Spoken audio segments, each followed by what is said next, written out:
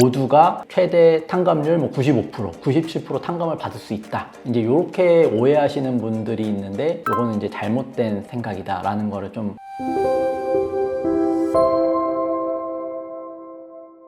오늘은 개인회생 광고를 보면 최대 탕감률 95% 이런 광고들 많이 보셨을 텐데 이 광고들의 그런 허와실에 대해서 좀 말씀드려 보려고 합니다. 탕감률 95% 실제로 가능한 얘기냐? 근데 이제 법률의 규정에 보면은 채무자회생법 614조에 보면은 이제 최저 변제율이 정해져 있는데 여기에 개인회생 채권 총 금액이 5천만 원 미만인 경우에는 5%, 총 채무가 5천만 원 미만인 경우에는 최소한 이제 5%는 갚아야 된다라는 거고. 그 다음에 5천만 원 이상인 경우에는 총 금액의 3% 플러스 100만 원입니다. 그러니까 예를 들어서 채무액이 6천만 원이다 라고 하면 5천만 원 이상이니까 6천만 원에 3% 플러스 100만 원 그러면 280만 원 정도 되겠죠. 이렇게 이제 최저 변제율이 정해져 있는데 그러니까 최소한 요 금액은 갚아야 되는 거고 얼마 이상 갚아야 된다 이렇게 정해져 있는데 사실은 요 부분은 이제 이론상으로 정해져 있는 최소한의 변제율인 거고 모든 분들이 최저 변제율에 맞춰서 모든 사건들이 이렇게 다 진행될 수는 없는 거예요. 그러니까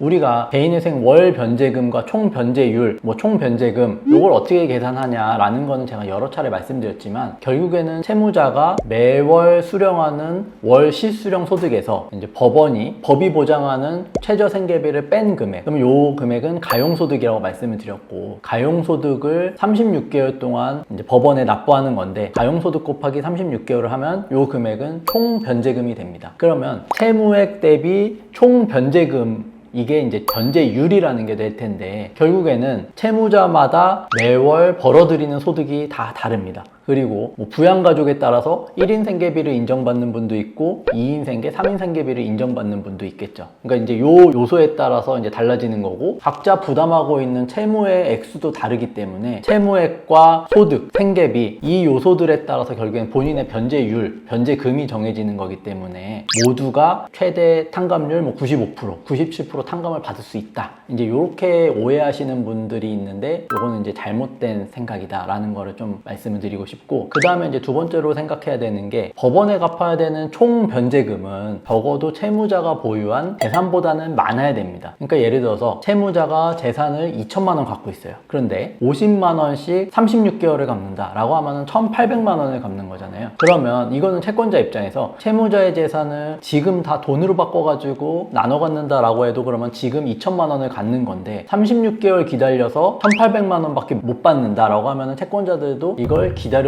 이유가 없는 거잖아요. 그러니까 결국에는 채무자가 보유한 재산이 얼마 있는지도 이 변제금이라든지 변제율에 큰 영향을 받는다라고 볼 수 있겠죠. 그래서 결국에는 개인회생 상담하시는 분들께서 간혹가다 나는 90% 이상 탕감, 95% 탕감이라고 했는데 왜 내 변제율은 이렇게 높냐? 나는 왜 이렇게 많이 갚아야 되냐라고 물어보시는데 결국 월 소득, 부양가족 수에 따른 생계비, 재산 현황 이런 거에 따라서 달라질 수밖에 없고 최대 탕감률이라는 거는 일종의 이제 과대 광고일 수도 있으니 그런 부분들은 좀 유의하시면 좋겠다라는 말씀 드리고 싶습니다.